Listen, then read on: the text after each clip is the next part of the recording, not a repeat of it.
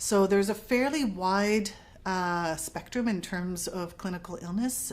It does sound like a lot of the cases can be mild.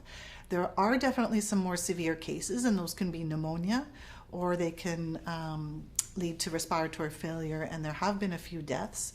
But the symptoms are really non-specific, so they're a lot like what we would see with influenza virus. So those are things like fever, dry cough, sore throat, muscle aches, headaches, those kind of things. So unfortunately, there's no specific symptom associated with this particular virus.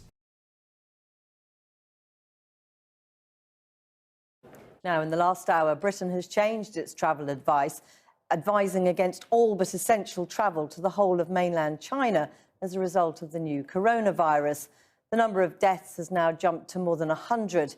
British nationals trapped in China have been urged to register with the consulate if they wish to be flown out, with suggestions an airlift may happen quickly and with short notice. Japan and Germany have discovered cases of the virus in people with no history of travel to Wuhan, the city where it first emerged. Our health correspondent Victoria MacDonald reports, and a warning, there is flash photography from the start. They're taking no chances. All Thai Airways flights from China are being thoroughly disinfected. The novel coronavirus has been identified now in 13 countries outside China, with 45 cases confirmed. In Germany, they've reported a patient who had not been in China, but who had come into contact with a Chinese colleague visiting from Shanghai.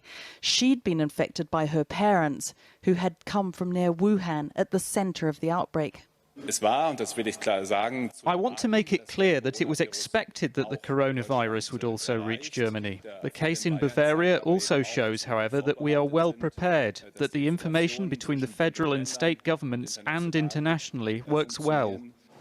This is the first case of human-to-human transmission of the virus in Europe. Other cases where the patient has not been in China have been reported in Japan, Taiwan and possibly Vietnam. A growing number of countries are now taking their citizens out of Wuhan and the Hubei province, much of which is in lockdown. The UK government has asked any Britons who want to leave to contact the consulate. Because they're just still getting the list together of people that want to go, I wouldn't expect that it would be tomorrow, maybe earliest on the 30th or the 31st of January. There are a number of people who have the problem that they have a Chinese spouse and Chinese children, and they're not really allowed, well, they're not allowed to travel with their partner. The latest official figure.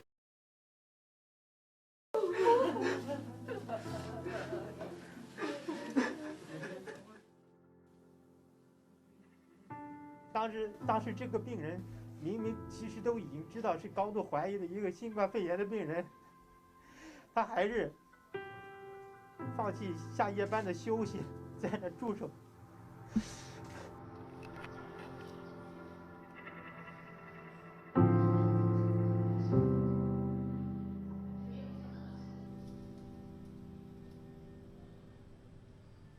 这个病人治好了，但是我们的小英雄，说实话，被这个肺管夺出了生命。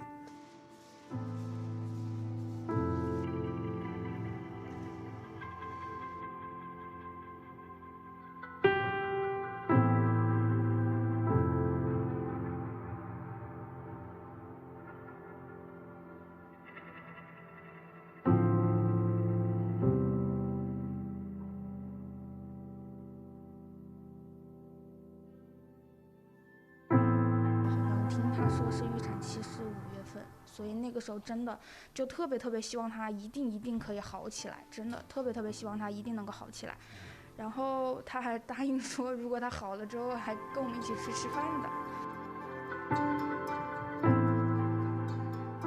虽然大家有防护服，但是对这个恐惧啊，对这个疾病的这个认识啊，还是非常担忧的。当时呢，他就提出来说我是男孩子，我身体好啊，我可以多收一些病人。